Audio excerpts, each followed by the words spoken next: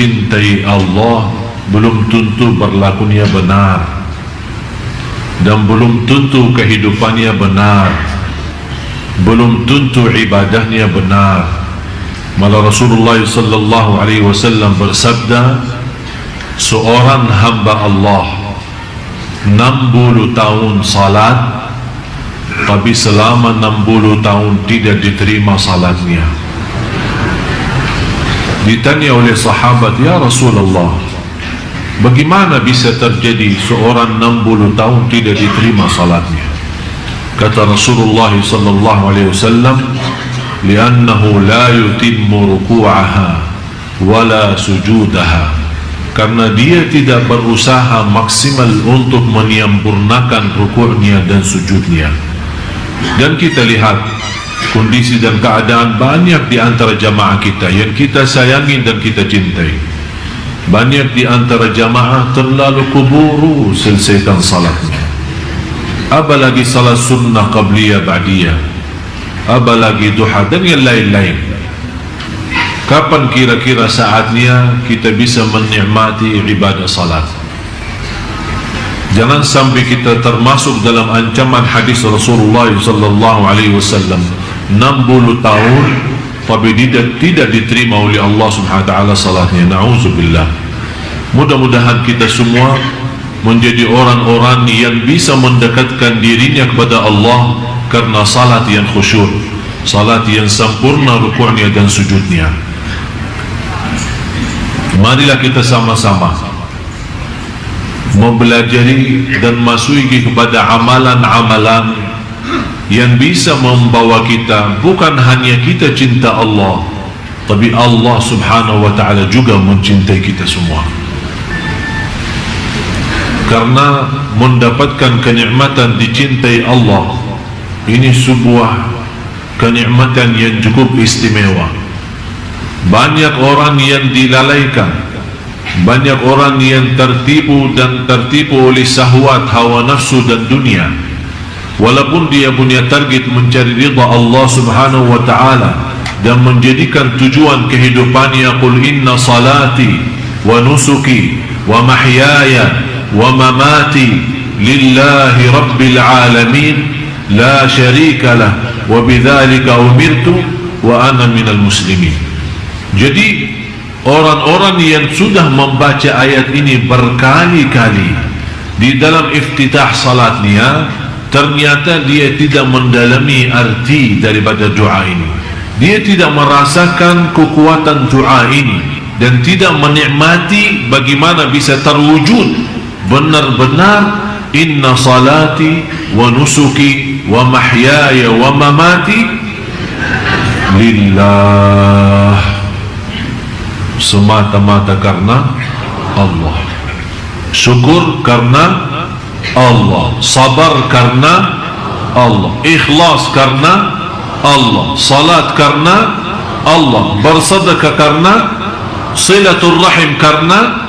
Di mana saja berada, selalu kita menjadikan diri kita dan kurbankan segala yang kita miliki karena Allah, baru akan terbentuk, akan Allah balas mencintai kita.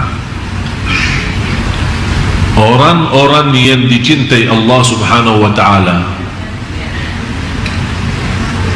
orang yang senantiasa membaca Al-Quran. Tapi bagaimana prinsip orang baca Al-Quran tapi dicintai Allah?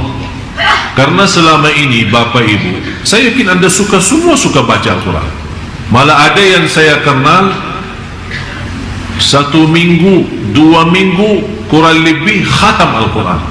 Kurang daripada 1 bulan dia mampu khatam Al-Quran. Malah ada yang dalam 1 bulan khatam 2 kali, ada malah 3 kali, 30 juz dalam 1 bulan. Tapi masalahnya bukan berapa banyak baca, tapi bagaimana membaca. Selama ini kita membaca Al-Quran untuk mengkhatamkan, tapi yang saya minta kali ini agak sedikit kita rubah. Bagaimana saya bisa baca Al-Quran tapi saya mendapatkan Allah mencintai saya? Yang pertama, saat kita baca Al-Quran, harus anda rasakan Allah bicara sama anda langsung. Allah bicara sama kamu. Ya ayyuhalladzina amanu, hei orang, yang dimaksud siapa? Saya. Rasakan. Ittaqullah, berarti Allah mau berbicara sama diri kita sendiri. Itu yang perlu dirasakan saat kita membaca Al-Quran. Dan kita selama membaca Al-Quran, kita merasa, kata ulama, kalau mau berbicara sama Allah subhanahu wa ta'ala, salat. Tapi kalau anda mau mendengar Allah berbicara, baca Quran. Kalau anda mau mendengar Allah yang berbicara, baca, karena ini Al-Quran kalam Allah, kalam Allah langsung, yang Allah sampaikan langsung. Kalam Allah itu disampaikan kepada malaikat Jibril kepada Nabi Muhammad SAW, Nabi Muhammad kepada sahabatnya, dan seterusnya sampai kepada kita. Jadi yang ingin berbicara sama Allah, salat, hadap Allah, bicara, silahkan. Tapi yang ingin mendengar Allah yang berbicara, baca Al-Quran. Jadi saat anda baca Al-Quran, Bismillahirrahmanirrahim, anda rasakan mendengar kalam Allah. Jadi jangan anda hanya membaca. Ada seorang membaca hanya lewat mata.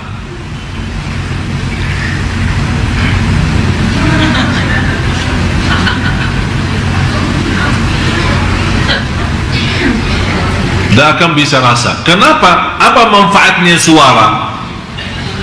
Suara agar didengar oleh, kenapa didengar oleh telinga sendiri? Kalau ada syaitan mengganggu kita, lari. Dia tidak bisa, karena ada suara keluar. Syaitan terganggu. Bukan syaitan yang mengganggu, malah dia yang terganggu. Berarti akan melarikan syaitan dari suara bacaan kita. Kalau sudah syaitan lari, berarti kita akan mampu fokus dan lebih nikmat bacaan kita. Yang kedua, saat kita mendengar sendiri bacaan kita, rasakan Allah yang lagi menyampaikan bacaan itu lewat telinga kita. Karena telinga itu salah satu makhluk Allah. Ada seorang punya telinga tapi tidak bisa mendengar. Ada orang punya mata tapi tidak bisa melihat. Jadi masalahnya bukan wujudnya mata atau wujudnya telinga, tapi masalahnya apakah dia berfungsi atau tidak, bisa menjadi berguna atau tidak. Bagaimana kita bisa mengaktifkan segala tubuh badan kita saat membaca? Begitu caranya.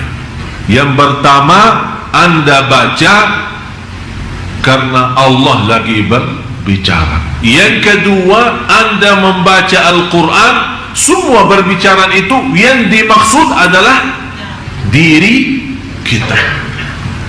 Yang ketiga, itu yang terindah dalam bacaan Al-Quran, setiap kita baca ada rasa saya tidak mau berhenti, karena saya lagi nikmati dan merindukan mendengar kalam Allah, mendengar bicaraan Allah sama saya. Jadi begitu anda baca, jangan anda punya bayangan dan fikiran kapan mau selesai.